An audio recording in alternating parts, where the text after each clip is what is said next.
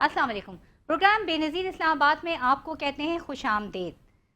खलील नवाज के घर में अफ्तार का दस्तरखान सजा हुआ था कि अचानक एक ज़ोरदार धमाका हुआ। घर में मौजूद तमाम ही अफराद सहम गए और फिर एक और धमाका हुआ जिसमें उसके घर के एक कमरे की वो छत गिर गई जिसमें अफ्तार के लिए तमाम ख़ानदान मौजूद था, जिसके नतीजे में उसकी 4 बेटियां, एक बेटा और बहू शहीद हो गए।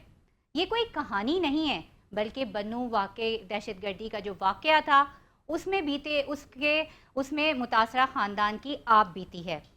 इस तरह की सरगर्मियों में मुलव्विस दहशतगर्दों के दिल क्यों नहीं दहलते कि वो आज किसी के बच्चों को मार रहे हैं तो कल उनके घर वाले और उनके बच्चों की बारी भी आ सकती है। इस वाक़े के नतीजे में बन्नू में जो ये दहशतगर्दी का वाक़या हुआ, इसमें 13 मासूम शहरी जो हैं वो शहीद हो गए, 32 अभी भी ज़ख्मी हैं, 5 फौजी जवान शहीद हुए, जबकि जवाबी कार्रवाई के नतीजे में 4 खुदकश हमला आवर समेत जो है वो 16 दहशतगर्दों को वासिले जहन्नुम कर दिया गया। ये तमाम तर दहशतगर्दी का वाक़या हुआ और इससे पहले भी हम ये देखते रहे हैं कि अफ़गानिस्तान की जानिब से मुसलसल इस तरह की कार्रवाइयाँ की जा रही हैं। अफसोसनाक वाक़या है, इस पर आज हम बात करेंगे। हमें ज्वाइन किया है सीनियर एनालिस्ट हैं, जर्नलिस्ट हैं महमूद जान बाबर, और KPK से इनका ताल्लुक़ है और ख़ास तौर पे पाक अफ़गान और ये जो दहशतगर्दी है इस पर इनकी खासी गहरी नज़र है। प्रोग्राम में आपको वेलकम करते हैं महमूद जान बाबर। ये बन्नू में जो वाक़या हुआ है, जैसे कि अभी मैंने एक कहानी सुनाई, इस तरह एक ही घर के जो है वो इतने अफराद मुतासिर हुए हैं, और आपको क्या लगता है कि अब हम ये देख रहे हैं कि मुसलसल अफ़गानिस्तान की जानिब से जो है वो इस तरह की कार्रवाइयाँ बढ़ती जा रही हैं, तो क्या स्ट्रेटजी होनी चाहिए, क्या प्लानिंग होनी चाहिए पाकिस्तान की जानिब से अब?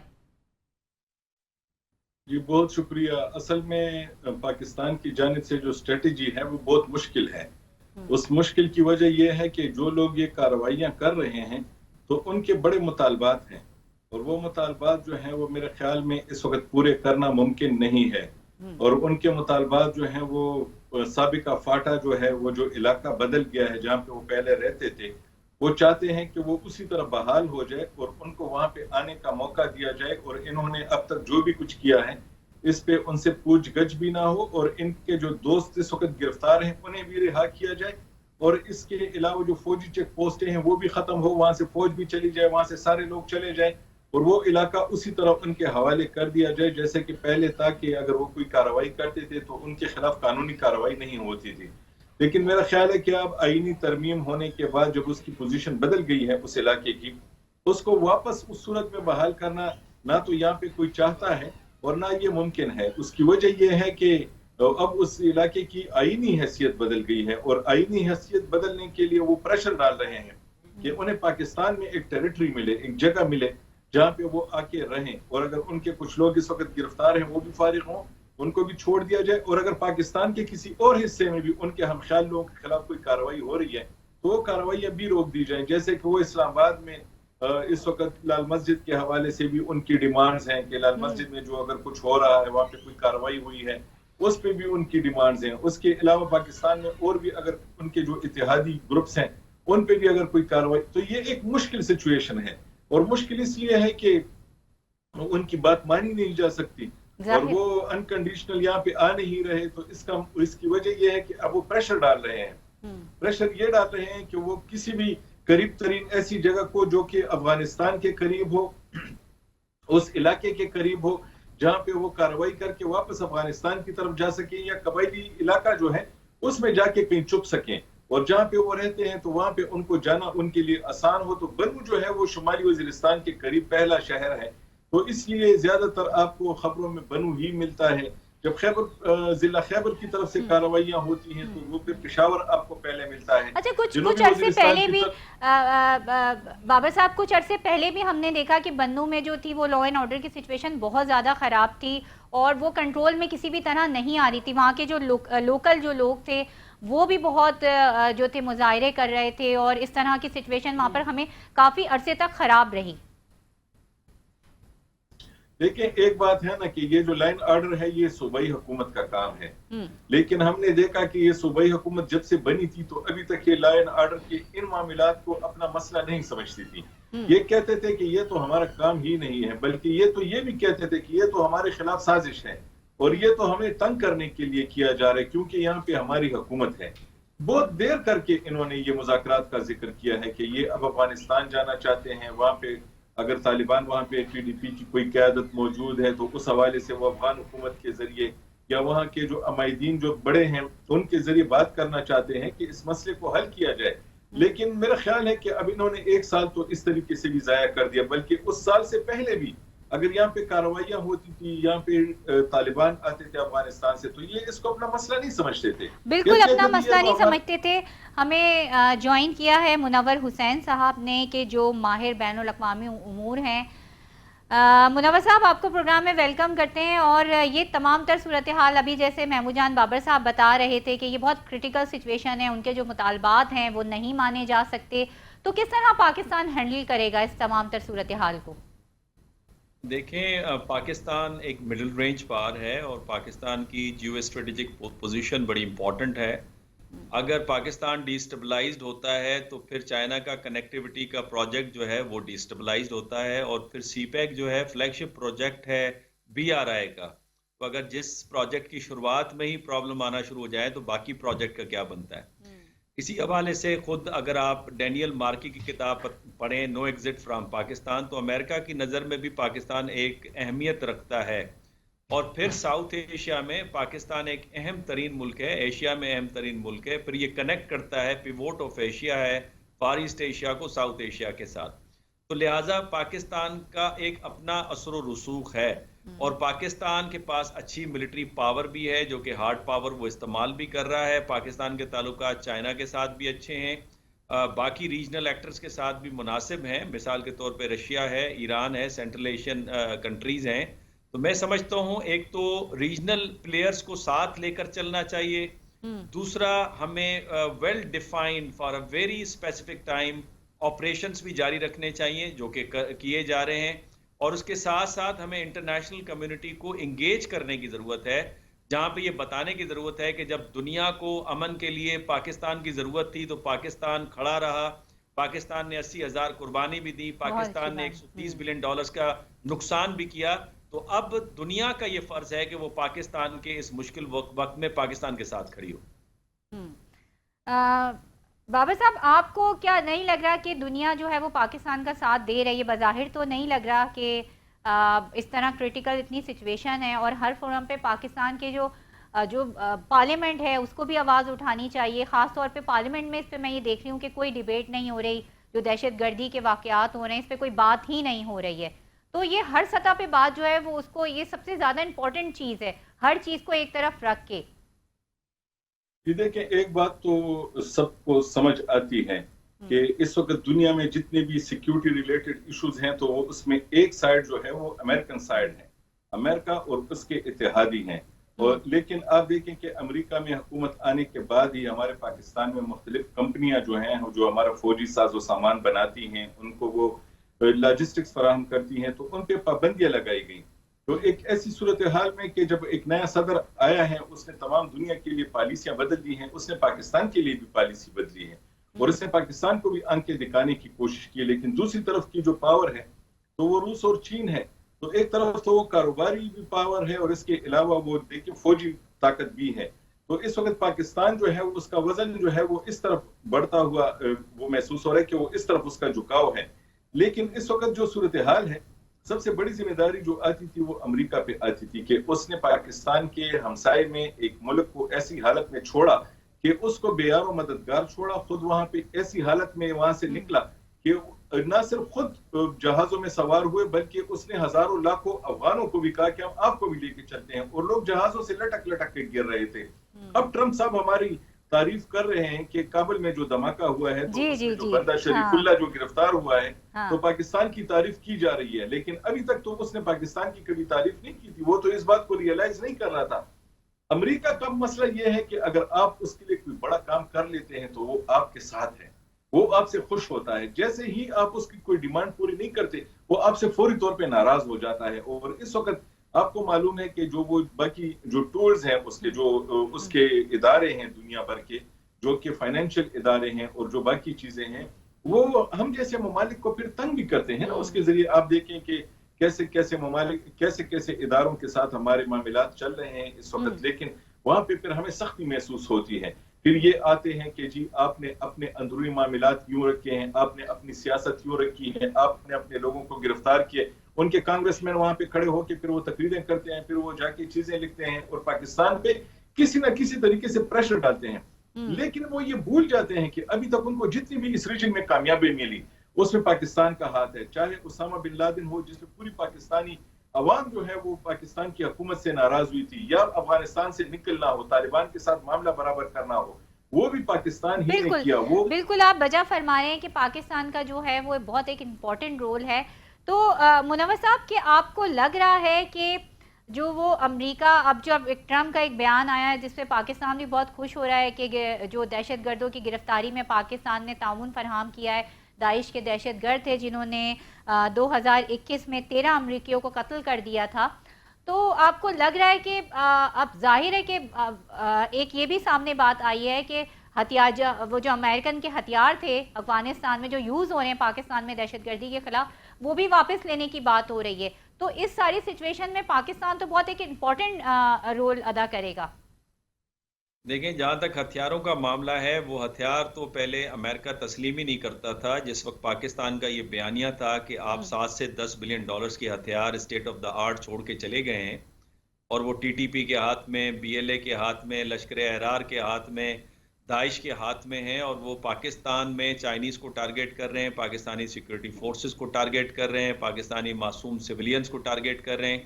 تو امریکہ کے اسٹیٹ ڈپارٹمنٹ کا بیان تھا کہ ہم نے تو کوئی ہتھیار چھوڑے نہیں ہیں. اور اب پریزیڈنٹ ٹرمپ کا بہت شکریہ کہ انہوں نے تسلیم کیا کہ 7 بلین ڈالرز کے ہتھیار ہم چھوڑے گئے ہیں. اب یہ جو 7 بلین کے ہتھیار چھوڑے گئے ہیں وہ تو بلیک مارکیٹ میں پھیل گئے ہیں, یہ واپس کیسے ہوں گے؟ اور یہ جو بیانیہ دیا جا رہا ہے کہ 7 بلین ڈالرز کے ہتھیار ہم واپس لیں گے, کیا اس کے پیچھے کچھ اور ارادے تو نہیں ہیں؟ یہ سمجھنے کی پہلے ضرورت ہے. دوسری بات یہ کہ پاکستان جس مڈل رینج پاور پہ ہے اس کے ساتھ ساتھ امریکہ کے ساتھ تعلقات میں ریسیونگ اینڈ کے اوپر ہے. اور بات ہمیں جو سمجھنی چاہیے وہ یہ کہ ہم اس وقت آکٹیگونل ملٹی پولر ورلڈ کے اندر رہ رہے ہیں, کثیر جہتی نظام ہے.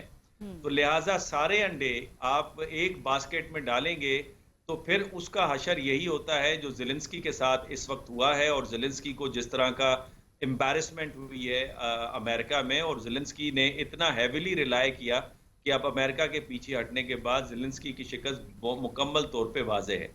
ہماری جو ماضی میں بائیلیٹرلزم اور اچھے تعلقات کی شروعات چین کے ساتھ, اور پھر اب روس کے ساتھ بڑھتے ہوئے تعلقات, ترکیہ کے ساتھ بہترین تعلقات, اور جو کی پلیئرز ہیں مڈل ایسٹ میں جس طرح سے سعودی عرب ہے, یو اے ای ہے, ایران ہے, ان کے ساتھ تعلقات, اور پھر فار ایسٹ ایشیا میں ملائیشیا اور انڈونیشیا, یہ میرے خیال میں اہم ہمارے اقدامات ہیں, اسی پہ ہمیں چلنا چاہیے. اور افغانستان کا جہاں تک مسئلہ ہے اس کے دیکھیں 3 ہم زاویوں سے کام کر سکتے ہیں. ایک تو بائیلیٹرل لیول پہ کر سکتے ہیں کہ افغانستان کی کنسسٹنٹلی مختلف طریقے سے حکومتوں کو انگیج رکھیں کہ یہ مسئلہ ہمارے لیے نہیں ہے, آپ کے لیے بھی درد سر ہے, آپ کے منسٹرز بھی خودکش حملے میں جا رہے ہیں, آپ کے ہاں بھی خوشحالی نہیں آ سکتی اگر دہشت گردی اسی طرح پنپتی رہے گی. دوسرا, خطے کی سطح پہ ہمیں کام کرنا چاہیے. کوارڈیلیٹرل میٹنگ ہوئی جس میں رشیا بھی تھا, چین بھی تھا, سینٹرل ایشینز بھی تھے, ایران بھی تھا. اس طرح کی ایفرٹس کو کنسسٹنٹلی پرسو کرنا چاہیے بیکاز چین کی وہاں پہ انویسٹمنٹ ہے. تیسرا, ہمیں سسٹمک لیول پہ یونائٹڈ نیشن کے فورم پہ جو کہ بارہا انڈیا دے رہا ہے کہ افغانستان میں دہشت گردی ری آرگنائز ہو رہی ہے, اور بلکہ ابھی بہت ایک امپورٹنٹ تھنک ٹینک ہے امریکہ کا, اس نے چند دن پہلے ہی یہ خبر دی ہے کہ دہشت گردی کا ٹرینڈ دوبارہ ابھر کے آ رہا ہے افغانستان میں. سینٹ کام کے کمانڈر جنرل ارک نے بھی یہ بات کی تھی کہ افغانستان میں دہشت گردی دوبارہ ابھر رہی ہے, اور جو اسٹریٹجک تھنکرز ہیں امریکہ میں, واشنگٹن میں, وہ امریکی حکومت سے یہ کہہ رہے ہیں کہ یہ وہ وقت ہے کہ پاکستان کے ساتھ کنسٹرکٹیو انگیجمنٹ کریں تاکہ ابھرتا ہوا خطرہ جو ہے افغانستان میں اس کو ٹیکل کیا جائے. تو بہرحال یہ ایک مسئلہ پوری دنیا کے لیے ہے. اگر ابھی بر وقت اس پہ ایکشن نہیں ہوا تو یہ پاکستان افیکٹ نہیں ہوگا, یہ پورا خطہ اور خطے کے بعد پھر پوری دنیا افیکٹ ہوگی جس طرح سے یوکرین کی جنگ کی وجہ سے پوری معیشت پہ اثر پڑا ہے، یورپ کی غزہ کی جنگ کی وجہ سے پورا مڈل ایسٹ ہل گیا ہے، تو اسی طرح سے اگر افغانستان اسی طرح ڈی اسٹیبلائز رہا اور دہشت گردی پنپتی رہی تو پھر طالبان کی حکومت بھی نہیں رہے گی اور پھر یہ پورا خطہ جو ہے وہ انسٹیبلٹی کی لپیٹ میں اچھا آئے گا۔ بابا صاحب دیکھیں، جیسے ابھی بات کر رہے ہیں منور صاحب کے، انہوں نے یہ بات کہی کہ یہ بڑی اچھی بات کہی کہ انگیج کرنے کی ضرورت ہے، تو ابھی ایک خبر آئی تھی کہ وزیر اعلیٰ خیبر پختونخوا جو ہیں علی امین گنڈا پور، انہوں نے ایک جرگے کا کہا ہے کہ وہ جو افغان طالبان سے یا افغان حکومت سے بات کرے گا، اور اس جرگے کے لیے جو ہے انہوں نے فیڈرل گورنمنٹ سے ٹی او آرز مانگے ہیں۔ تو آپ کو لگ رہا ہے کہ گورنمنٹ جو ہے وہ ٹی او آرز ان کو دے پائے گی اور وہ اس معاملے کو کوئی حل نکال پائیں گے؟ کیونکہ ابھی آپ نے یہ بات کہی کہ یہ صوبائی حکومت کی ذمہ داری ہے اور صوبائی حکومت اپنا کردار ادا نہیں کر رہی ہے۔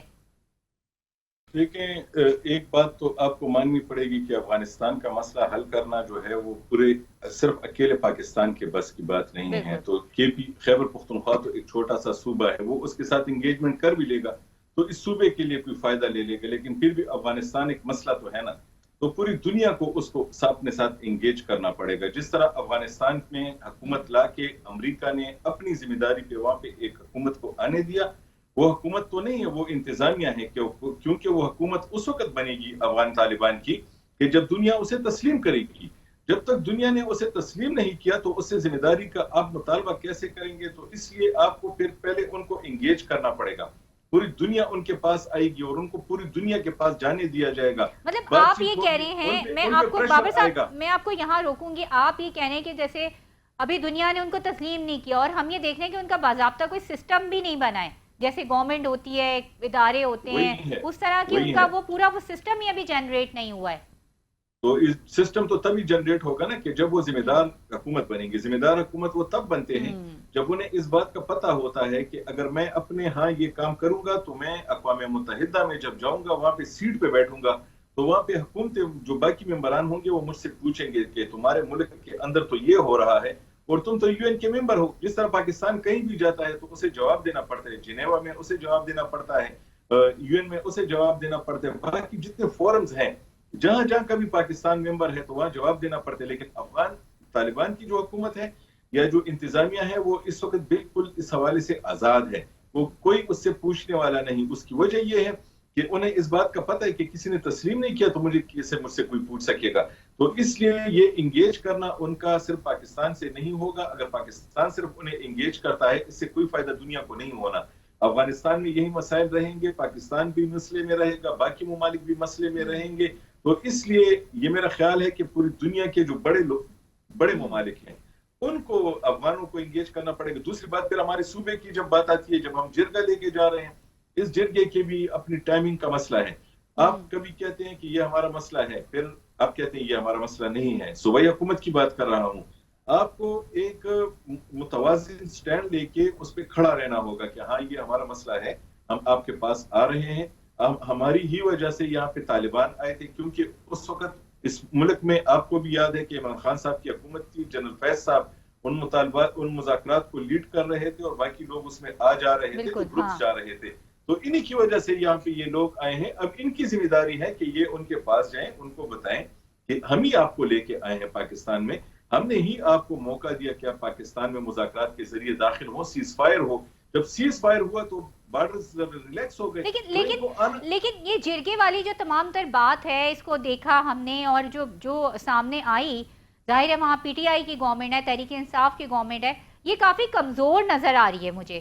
اس میں جو بھی خبریں آ رہی ہیں، جو بھی بات ہو رہی ہے، آپ تو وہاں سے تعلق رکھتے ہیں خیبر پختونخوا سے، یہ بہت کمزور، یہ ایک کمزور بات نظر آ رہی ہے۔ یہ اسی طرح ہے کہ جیسے ہاتھی کے دانت کھانے کے اور ہیں اور دکھانے کے اور ہیں۔ دیکھیں، ایک بات آپ کو تو یہ معلوم ہوگی نا کہ صوبے کا اختیار کتنا ہوتا ہے۔ صوبے کے پاس اپنی لا انفورسمنٹ ایجنسی صرف ہوتی ہیں، صرف پولیس ہوتی ہے، اسپیشل برانچ ہوتی ہے، جبکہ یہاں پہ بارڈر مینجمنٹ ہوگی۔ اگر آپ صوبائی حکومت ان کے ساتھ کوئی وعدہ کرتی ہے، ٹی او آرز ایسے بنتے ہیں کہ جا کے ان کے ساتھ کوئی وعدہ کر لے اور وہ وعدہ یہاں پہ آئے اور ریاست پاکستان اسے نہ مانے تو پھر وہ بات کیسے مانی جائے گی؟ تو اس لیے یہ جو بھی ٹی او آر بنائیں گے، اگر وہ وہاں پہ ایکسیپٹ ہوں گے وفاقی حکومت میں، ان کو وہ سوٹ کریں گے تو وہ انہیں مانیں گے، اور جب وہ انہیں مانیں گے تب یہ جا کے مذاکرات کے لیے وہاں جا سکیں گے۔ کبھی یہ کہتے ہیں کہ ہم تو وہاں پہ جا کے حکومت سے بات کریں گے کہ ہمارے ہاں دہشت گردی کو روکیں، اور پھر کہتے ہیں کہ نہیں ہم تو افغان حکومت کے پاس تو نہیں جا رہے، نہیں ہم تو وہاں کون پہ بس آپ کس کی بات کریں کہ کون کہتے ہیں؟ جو میں سی تو ایم کے صوبائی پی کے ہیں حکومت کی وہ بات کہتے کر ہیں، رہا ہوں، علی امین گنڈا پور کہتے ہیں؟ میں تو صوبائی حکومت کی بات کر رہا ہوں، ٹھیک ہے، علی امین گنڈاپور کے علاوہ بیرسٹر صاحب جو ان مذاکرات کو لیڈ کریں گے وہ ان کے ایگزیکٹلی، بیانات ہاں آتے رہتے ہیں. ہاں جی جی، وہ یہ ایگزیکٹلی. کہتے ہیں کہ ہم تو صوبائی وہاں کی حکومت سے بات کریں گے، پھر کہتے ہیں نہیں ہم تو وہاں پہ جا کے عام لوگوں سے بات کریں گے جو کہ عمائدین ہیں، جو کہ بڑے ہیں اس سوسائٹی کے. تو اب ان کی بھی سمجھ نہیں آ رہی نا کہ ان کے پاس اختیار کتنا ہے، کہ وہ کس حد تک جا سکیں گے. بالکل دیکھیں بات پھر وہیں پہ آگے کہ یہ بات بہت کمزور نظر آ رہی ہے، ابھی فی الحال کمزور نظر آ رہی ہے، اور جب تک یہ انڈر کور فیڈرل گورنمنٹ کے نہیں آ جاتے یا فیڈرل گورنمنٹ کے امبریلا کے انڈر نہیں آ جاتے، جب تک یہ تمام تر باتیں کرنا میرے خیال میں بے معنی ہے. منور صاحب ابھی جیسے بات کی بابر نے کہ جس قوم کو تسلیم نہیں کیا گیا، جس کا کوئی سسٹم نہیں ہے، تو اس کے ساتھ کیا مذاکرات کیے جائیں، اسے کیسے انگیج کیا جائے، جس کی اپنی کوئی ٹرمز اینڈ کنڈیشنز ابھی تک نہیں بنائی ہیں. آپ کو لگتا ہے کہ جو افغان حکومت ہے، جو وہاں پہ طالبان کی حکومت ہے، وہ اس بات کا فائدہ بھی اٹھاتی ہے؟ دیکھیں پہلی بات تو یہ کہ افغانستان کے اندر جو طالبان کی حکومت ہے ان کے اندر دڑا بندی ہے اس وقت. ایک کندہار گروپ ہے اور ایک کابل گروپ ہے، اور دونوں ایک دوسرے سے اختلاف کیے کھڑے ہیں پالیسی میں. دوسری بات یہ کہ جو لوور کیڈر ہے طالبان کا، وہ ان دہشت گردوں کے حوالے سے نرم گوشہ رکھتا ہے، ان کو پناہ دیتا ہے، ان کے ساتھ لڑائیاں بھی کرتا ہے. ریسنٹلی آپ نے دیکھا کہ پاکستان میں جو ایک دہشت گرد مارا گیا وہ ایک طالب کمانڈر کا بیٹا نکلا. اسی طریقے سے آپ یہ بھی دیکھیے کہ طالبان کو ایک خدشہ یہ بھی ہے کہ دوبارہ اگر بین الاقوامی فورسز آتی ہیں یا امریکہ کی فورس آتی ہے تو اس صورت میں پھر یہی لوگ ہیں جو ہمارے ساتھ مل کے ان کے خلاف لڑیں گے.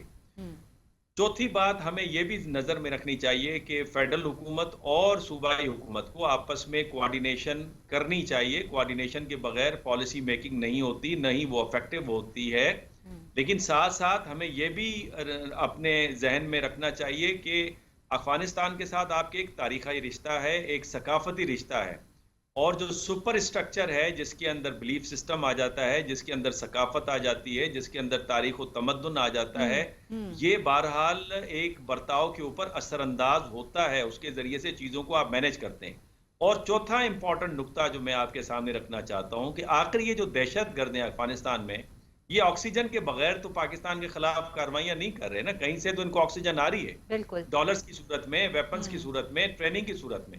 تو وہ اقوام متحدہ اور فیٹف کی رپورٹ ہے کہ وہ تو بھارت دے رہا ہے. بھارت اس وقت دہشت گردی کے لیے ٹیرر فائنانسنگ کر رہا ہے، بھارت اس وقت ترسیل کر رہا ہے اللیگل ویپنز کی.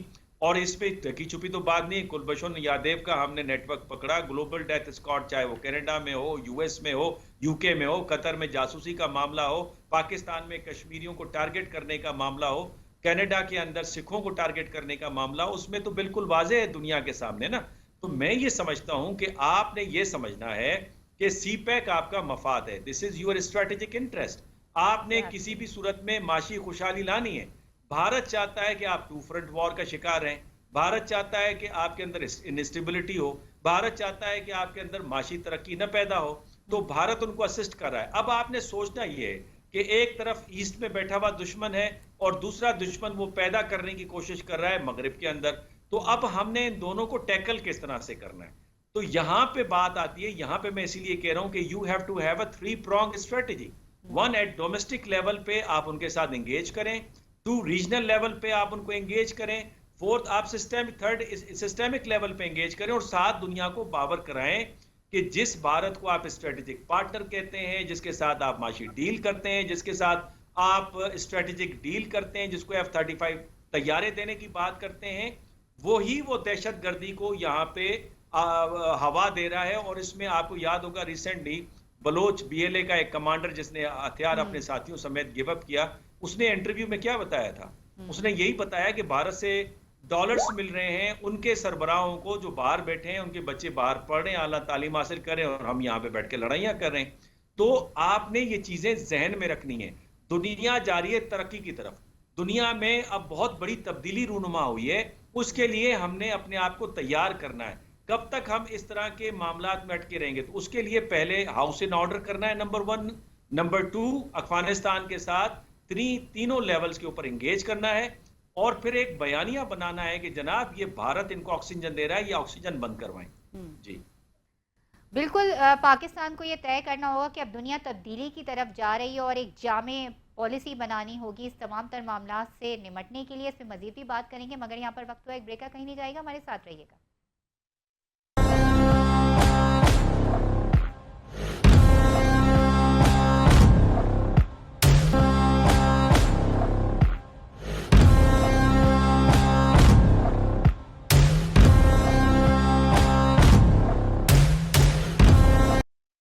Welcome back. اور بریک سے پہلے جیسے بات ہو رہی تھی کہ اب ہمیں اپنی پالیسیوں کو جو ہے وہ تبدیل کرنا ہوگا، خاص طور پہ خطے کے حساب سے، خطے کے لحاظ سے، دنیا کے لحاظ سے. اب دنیا تبدیلی کی طرف جا رہی ہے. بابر صاحب آپ یہ بتائیے گا کہ ابھی آپ نے کہا کہ جو ہم بات کر رہے تھے کہ انگیج کرنے کی ضرورت ہے، چلیں ہم یہ بات مان لیتے ہیں کہ جو اپوزیشن کی گورنمنٹ ہے وہ ہے کے پی کے میں اور نون لیگ کی گورنمنٹ ہے، فیڈرل گورنمنٹ ہے، تو سیاسی اختلاف، اندرونی اختلاف اپنی جگہ، مگر اس معاملے پر جو ہے وہ مل کے بات کر کے ایک جامع پالیسی سامنے رکھنی چاہیے، ایک جامع مضبوط بات سامنے رکھنی چاہیے اس تمام تر مسئلے کو ہینڈل کرنے کے لیے، مگر وہ چیز نظر نہیں آ رہی ہے. ہاں، اصل میں یہاں پہ مسئلہ صرف ایسا نہیں ہے کہ صرف یہ ایک مسئلہ ہے نا، اور دونوں میں اختلاف ہے اس معاملے پہ. اس کے علاوہ پاکستان میں جو یہاں کی صوبائی حکومت ہے اور وہاں کی جو وفاقی حکومت ہے اور ریاست جو ہے، ان دونوں کے صرف یہ اختلافات نہیں ہیں اس معاملے پہ. اس کے علاوہ بھی آپ کو خود معلوم ہے کہ ہزار اختلافات ہیں اس وقت ملک میں. سیاسی معاملات ایسے چل رہے ہیں کہ یہاں کی صوبائی حکومت اس میں کچھ اور مانگ رہی ہے اور وہ وفاقی حکومت اسے کچھ اور طریقے سے دیکھ رہی ہے، وفاق اور ادارے کسی اور طریقے سے اسے دیکھ رہے ہیں. یہ کچھ تھوڑی بہت ایک جگہ مدد کر کے کسی اور جگہ کچھ اور بھی ساتھ مانگ رہی ہے. وہ کچھ اور دینے کو تیار نہیں ہے اور وہ بھی ان سے کچھ اور مانگ رہے ہیں جو یہ دینے کو تیار نہیں ہوتے. تو اس طرح کی بات ہے کہ معاملہ صرف ایک جگہ پہ خراب نہیں ہے، ان کے سیاسی بھی آپس میں ایک دوسرے کے ساتھ بہت زیادہ مشکلات ہیں.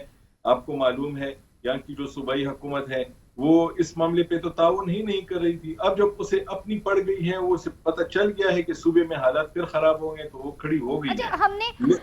آپ نے ابھی بات کی تھی یہ تمام تر معاملات کی. ہم نے دیکھا جب پارا چنار کا ایشو ہوا تھا اور آرمی چیف بھی پشاور گئے تھے، ان کی ملاقات بھی ہوئی تھی، وزیر اعلیٰ سے بھی ہوئی تھی اور بیرسٹر سیف سے بھی ہوئی تھی، اور پھر بعد میں کہا گیا کہ بیرسٹر گوہر بھی اس ملاقات میں شامل تھے. یہ تمام تر باتیں سامنے آئیں تو اور یہی کہا گیا کہ اس معاملے کا جو ہے وہ ایک سیاسی حل نکالا جائے گا. تو آپ یہ کہہ رہے ہیں کہ ابھی جو ہے وہ دونوں طرف سے جو ہے وہ مضبوطی نہیں ہے بات کے اندر. تو اب پہلے تو اپنے جو انٹرنل معاملات ہیں ان کو حل کر کے اس دونوں صوبائی اور فیڈرل حکومت ایک دوسرے کو انگیج کریں، مضبوطی سے بات کریں. آپ یہ کہہ رہے ہیں؟ نہیں، میں یہ کہہ رہا ہوں کہ وہ جو آپ نے ابھی حوالہ دیا نا کہ بیرسٹر گوہر نے جو بیان دیا تھا کہ ان کی اور وزیر اعلیٰ کی جب آرمی چیف سے ملاقات ہوئی تو انہوں نے ان سے کیا کیا معاملات پہ بات کی کہ تمام معاملات حل کیے جائیں گے. تو اس کے بعد آپ نے دیکھا کہ جب آرمی کی طرف سے پھر کلیریفیکیشن آئی کہ نہیں، کوئی بات نہیں ہوئی تھی، اس کے علاوہ کوئی بات نہیں ہوئی تھی کہ خیبر پختونخوا میں امن و امان کو بحال کیا جائے. یہ جو معاملات کے علاوہ بھی معاملے ہیں، یہ تحریک انصاف چاہتی ہے کہ وہ انگیج ہو ان کے ساتھ. لیکن آپ دیکھیں کہ جو ان کا مطالبہ فوج سے ہوتا ہے ہمیشہ، اور فوج ہمیشہ کہتی ہے کہ نہیں، ہم سے بات نہ کریں، آپ وفاقی حکومت سے بات کریں، سیاسی لوگ سیاسی لوگوں سے بات کریں. تو سیاستدانوں کے بیچ تو ابھی تک بات جو ہوئی ہے وہ آپ نے دیکھا کہ پارلیمنٹ کی سطح پہ ہوئی تھی، اسپیکر کی سطح پہ ہوئی تھی، وہاں پہ بھی وہ جو ایک چن چن کا مربع بن گیا ہے. ابھی تک ایک دوسرے کے ساتھ یہ کسی بات پہ مان ہی نہیں رہے، ایک دوسرے کے ساتھ کسی بات پہ متفق ہی نہیں ہو رہے کہ ہم کس بات پہ بات کریں گے. تو جب بات ہی ان کی ابھی تک طے نہیں ہوئی اور ان کے ڈیمانڈز کچھ اور، یہ کہتے ہیں کہ فلاں کو بھی رہا کرو اور فلاں کو بھی رہا کرو اور سب کو رہا کرو اور پھر ہم آ کے آپ کے ساتھ بات کریں گے. تو یہ مشکلات ہیں کہ کچھ لوگوں پہ اگر اس وقت مقدمات ہیں تو ان کو ایبرپٹلی اگر ختم کیا جاتا ہے تو اس سے تو یہ تاثر کلیئر کٹ بن جائے گا نا کہ وہ جو ہے تو مقدمات ہی پولیٹیکل تھے، وہ تو غلط بنے ہوئے تھے. تو کوئی کیسے وہ ان مقدمات کو اس طرح ختم کر سکتے؟ وہ تو عدالتوں نے ختم کرنا ہے. تو ان کی آپس کی بات چیت کی بات میں نے نہیں کی، میں نے کہا کہ ان کی بات چیت آپس میں مشکل ہے، کیونکہ جو تحریک انصاف ہے جس کی اس صوبے میں حکومت ہے، وہ وفاق سے کیا چاہتی ہے؟ وہ اپنے بانی چیئرمین کی رہائی چاہتی ہے انکنڈیشنل. لیکن وہ اس اپنے چیز گرفتار لوگوں اس چیز کو بابر صاحب اس چیز کو اس چیز کے ساتھ جوڑنا، یہ تو میرے خیال میں کئی کو بالکل، مجھے تو بالکل یہ حماقت سی لگتی ہے. یہ ڈیمانڈز آپ کی اپنی ذات کے لیے، اور یہ پورے ملک کی سلامتی کا، پورے ملک کے خطے میں پاکستان کی سلامتی کا، پاکستان کی لا اینڈ آرڈر سچویشن کا معاملہ ہے. یہ دو الگ الگ باتیں ہونی چاہیے. یہ تو آپ کی بات تو ٹھیک ہے کہ یہ الگ الگ باتیں ہونی چاہیے، دونوں طرف سے الگ الگ اس کو ہینڈل کرنا چاہیے کہ نہیں ہم لا اینڈ آرڈر اور سیکیورٹی کو ایک طریقے سے ہینڈل کریں گے اور یہ جو دوسرا معاملہ ہے یہ سیاست، یہ دوسرے طریقے سے ہینڈل کریں گے. لیکن بدقسمتی سے یہ مکس ہو گئے ہیں پاکستان میں، یہ ایک دوسرے کے ساتھ ہم نے اس کو جنجال کر دیا ہے. جس طرح آپ لاہور میں گڈی اڑاتے ہیں اور آپ کے ہاتھ میں تار مانجا کہتے ہیں، جب وہ جنجال ہو جائے تو پھر آپ اس کو کھول نہیں سکتے. تو ان سے یہ سارے معاملات ایسے ہو گئے کہ یہ مجھے کسی بھی پوائنٹ پہ ایسا ممکن ہوتا ہوا نظر نہیں آ رہا، کیونکہ اگر صوبائی حکومت ان کے ساتھ کمپرومائز کر کے ان کے ٹرمز اینڈ کنڈیشن پہ آگے جاتی ہے تو ان کا یہ خیال ہے کہ وہ اپنے کارکن کو کیا جواب دیں گے. اور اس طریقے سے وہ اگر ان کے ساتھ جائیں گے کہ چلیں جی آپ کے ساتھ چلتے ہیں تو وہاں پہ بھی مسائل بنتے ہیں. تو اس لیے وہ دونوں جو ہیں تو وہ قدم آگے نہیں بڑھا رہے. اور بیچ کی اس وقت پاکستان میں سب سے بڑا مسئلہ جو ہے نا وہ یہ ہے کہ بیچ کی کوئی فورس نہیں ہے جو دونوں کو لا کے بٹھائے ایک ٹیبل پہ اور انہیں کہے کہ دیکھیں آپ دونوں جو اس وقت ایک دوسرے سے ناراض ہیں تو آپ دونوں کی ناراضگی کا مسئلہ جو ہے اس کا جو نقصان ہو رہا ہے وہ پورے پاکستان کو ہو رہا ہے. تو آئیں آپ دونوں بیٹھیں. اس وقت پاکستان میں کوئی بھی پولیٹیکل فورس یہ بار اٹھانے کے لیے تیار نہیں ہے، اور وہ جو اگر تیار بھی ہیں تو وہ یہ چاہتے ہیں کہ چھوڑیں ایک دوسرے کے ساتھ لگے رہیں، کیونکہ زیادہ تر جو پولیٹیکل پارٹیز ہیں وہ ان دونوں کے ساتھ اپنے سکور سیٹل کر رہی ہے. وہ یہ کہتے ہیں کہ یہ ماضی میں اکٹھے تھے تو اب یہ ایک دوسرے کے ساتھ اگر لڑیں تو چھوڑیں ایک دوسرے کے ساتھ لڑتے رہے، کیونکہ ان دونوں نے مل کے ہمیں خراب کیا تھا. تو اس وقت پاکستان میں مسئلہ دو جماعتوں کا، دو حکومتوں کا نہیں ہے، پورے پولیٹیکل اسپیکٹرم جو ہے اس میں سارا یہ مسئلہ ہے. جب تک اس میں کوئی ایک دو ایسے لوگ سامنے نہیں آئیں گے جو ان سب کو بٹھا کے اور ایک کمرے میں بٹھائیں جس میں ادارے بھی ہوں، جس میں سیاسی جماعتیں بھی ہوں، دروازے کو باہر سے تالا لگا دیں اور تالا لگا کے کہیں کہ آپ سب اپنا حل نکالیں اور اس کے بعد آپ یہاں سے نکلیں گے، ورنہ ہم نہیں چھوڑیں گے آپ کو، کیونکہ حل کی طرف آ جائیں تو اس وقت تک یہ مسئلہ حل نہیں ہوگا. میرا خیال ہے کہ ذمہ داری سب پہ آ رہی ہے، کوئی بھی ایسا نہیں ہے جو اس سارے معاملات کا یہ جو پولیٹیکل پولرائزیشن ہے اس کی ذمہ داری سب پہ ہے اور سب کو یہ پولیٹیکل پولرائزیشن ختم کرنی چاہیے. اور یہ جو ہمارا پاکستان کا جو مسئلہ ہے تو اس میں کسی کو آگے آنا چاہیے. لیکن پاکستان میں پھر میں آپ کو ایک بار پھر بتا رہا ہوں، پاکستان میں کوئی ایسی سیاسی شخصیت نہیں ہے جو ان دونوں کو لا کے کہیں بٹھا سکتے اور انہیں کہیں کہ آپ بیٹھ کے بات کریں. منور ابھی جیسے بڑی ہارڈ لائن لی بابر نے، تو کہا کہ سب کو بٹھا دیں، اداروں کو بھی بٹھا دیں، ساری پولیٹیکل پارٹیز کو بھی بٹھا دیں، کوئی ثالثی کا کردار ادا کرے اور کمرے کا جو ہے نا وہ تالا لگا دیا جائے جب تک اس بات کا حل نہیں نکلے. تو آپ کو لگتا ہے کہ اگر کوئی بھی ثالثی کا کردار ادا کرے گا تو پھر یہ معاملات جو ہیں کچھ اس کی جو گرد ہے وہ بیٹھ جائے گی؟ دیکھیں ثالثی کا کردار ماضی میں ادا ہوتا رہا ہے، اور اگر دھرنے کے لیے یا ایک بہت بڑے ہجوم کے ساتھ مسلم لیگ نون آ رہی تھی اسلام آباد کی طرف اور پیپلز پارٹی کی حکومت تھی، تو اس وقت بھی کسی ادارے نے ایک اہم کردار ادا کیا تھا. اب سوال یہاں پہ یہ پیدا ہو رہا ہے کہ وہ ادارہ اب وہ کردار ادا کیوں نہیں کر رہا، اور اس کا جواب یہ ہے کہ جب اس ادارے کو کنٹروورشل کر دیا جائے، اس کے خلاف ایک بیانیہ گڑھ دیا جائے اور اس کو آپ ہر فورم پہ اس کے خلاف باتیں کرتے نظر آئیں تو پھر اس ادارے نے تو پیچھے ہٹنا ہے. تو پاکستان کے اندر جو فورس ہے اور جو طاقت ہے وہ تو اسی ادارے کے پاس ہے، میری مراد اسٹیبلشمنٹ ہے. تو اس وقت کردار انہوں نے ادا کرنا ہے، اور جو ہمارے پولیٹیکل جو فگرز ہیں انفارچونیٹلی بدقسمتی سے مجھے یہ کہنا پڑ رہا ہے کہ ان کے اندر مجھے اتنی عقل مندی نظر نہیں آتی. اور میں آپ کو ایک بڑی فرینک بات کر رہا ہوں، بینگ اے اسکالر، اگر میں ڈیٹا جمع کرتا ہوں تو جنرل مشرف کا زیادہ تکڑا ڈیٹا نکلتے ہوئے مجھے نظر آتا ہے. ان میں مجھے اسٹیٹ مین شپ نظر آتی رہی، وہاں پہ میرٹ بھی رائج تھا، وہاں پہ سارے صوبوں کی نمائندگی بھی کسی نہ کسی صورت میں تھی، وہاں پہ لوکل باڈی گورنمنٹ کے تھرو ٹرو ڈیموکریسی بھی امپلیمنٹ ہوتے نظر آئی، وہاں پہ مختلف ممالک کے ساتھ جیسے آسٹریلیا ہے، نیوزی لینڈ ہے، برازیل ہے، ارجنٹینا ہے، جو دور پار کے ممالک ہیں ان کے ساتھ رشتے ناتے اور ان سے ان کی اسپیشلائزیشن سے فائدے اٹھانے کی بات بھی نظر آئی. تو یہ ساری چیزیں ہمیں نظر آ رہی تھی. گو اس پہ ڈیبیٹ ہو سکتی ہے کہ وہ صحیح طریقے سے پاور میں آئے یا غلط طریقے سے پاور میں آئے. تو اس وقت پرابلم یہ ہے کہ ہر شخص یہاں پہ کنٹروورشل ہے اور ہر شخص ایک دوسرے پر برس رہا ہے، جبکہ ملک کی اس وقت ڈیمانڈ یہ ہے کہ اپنے ہاؤس کو ان آرڈر کریں، ایک پراپر ریفارم لے کر آئیں، مڈل کلاس کو رائز دیں، اسٹرکچرل ریفارم چاہے وہ اکانومی ہے، چاہے وہ سوسائٹی ہے، چاہے وہ پالیٹکس ہے، اس میں لے کر آئیں. ادروائز جو اس وقت تبدیلیاں رونما ہوئی ہیں خطے اور بین الاقوامی سطح پہ، جس میں پاکستان کے لیے اپرچونٹیز بھی ہیں اور چیلنجز بھی ہیں، وہ ہم اسے نبرد آزما نہیں ہو پائیں گے. لیکن یہاں پہ چاہیے لیڈرشپ اور یہاں پہ چاہیے ریشنلٹی. اور یاد رکھیں کہ پالیسی وہی کامیاب ہوتی ہے جہاں پہ کوآرڈینیشن ہو.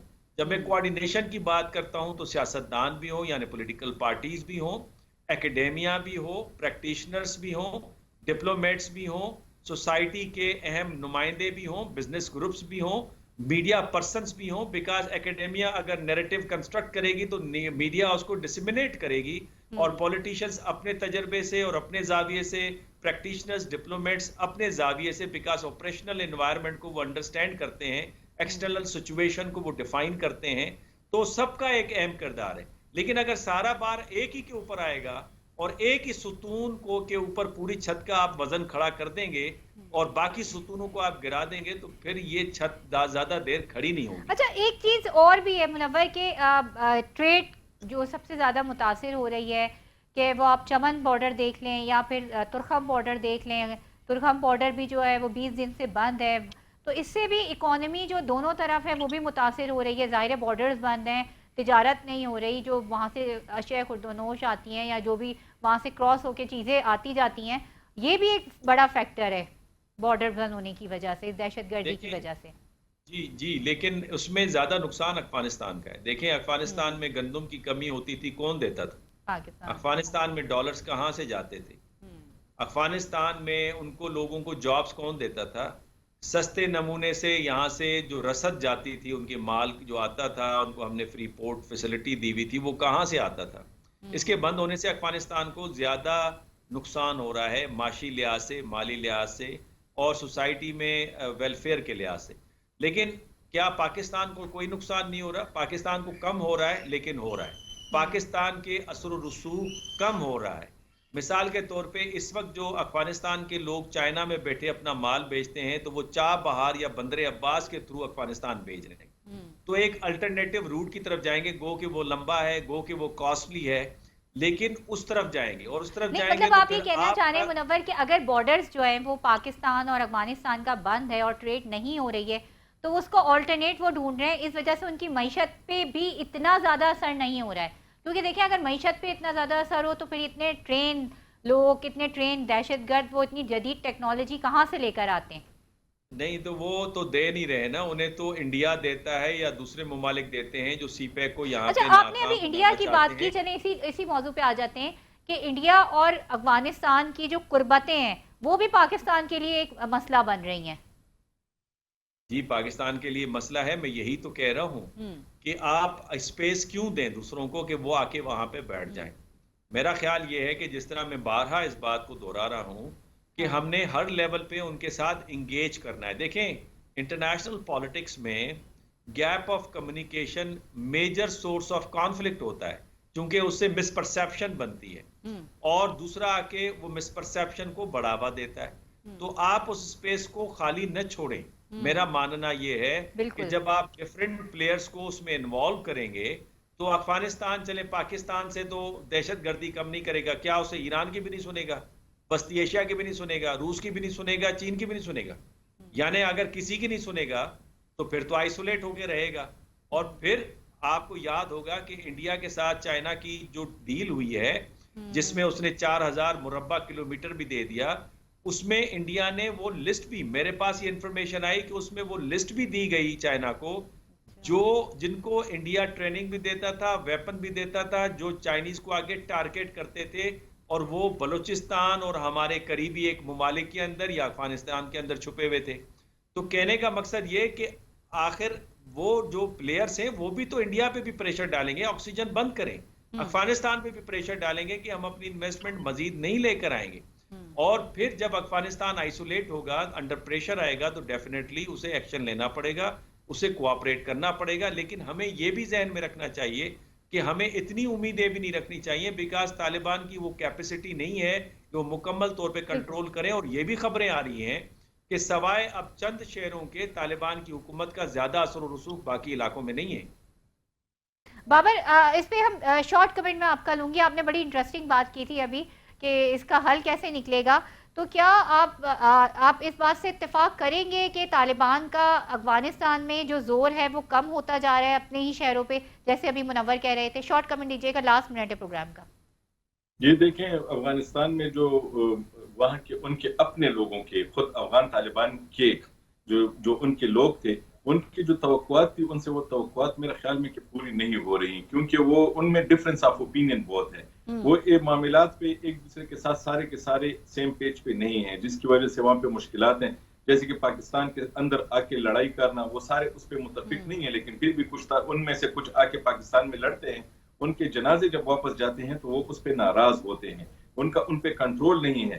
اس کے علاوہ مختلف ممالک کے ساتھ ان کے تعلقات، لڑکیوں کی تعلیم ہو گئی، وہاں پہ ہیلتھ ہو گئی خواتین کی، کہ مرد ان کا علاج کیوں کر رہے ہیں، خواتین کے لیے خواتین ڈاکٹرز ہونی چاہیے. ان معاملات پہ ان کا کچھ نہ کچھ ڈفرنس آف اوپینین ہے، جس کی وجہ سے وہ اس وقت اتنے زیادہ بہتر نہیں ہے جیسے کہ ان کو ہونا چاہیے تھا. جی بالکل. اور جیسے کہ ابھی بات ہوئی کہ اندرونی اختلافات جو ہیں وہ سیاسی جماعتوں کے بہت زیادہ ہیں، مگر یہاں پر ایک چھوٹی سی بات کہ سیاسی جماعتوں کے جو اندرونی اختلافات ہیں وہ اپنی جگہ، مگر پاکستان کی سلامتی، پاکستان کا امن سب سے پہلے ہے. اسی کے ساتھ مجھے دیجیے اجازت. اپنا اور اپنے چاہنے والوں کا بہت زیادہ رکھیے گا خیال. اللہ حافظ.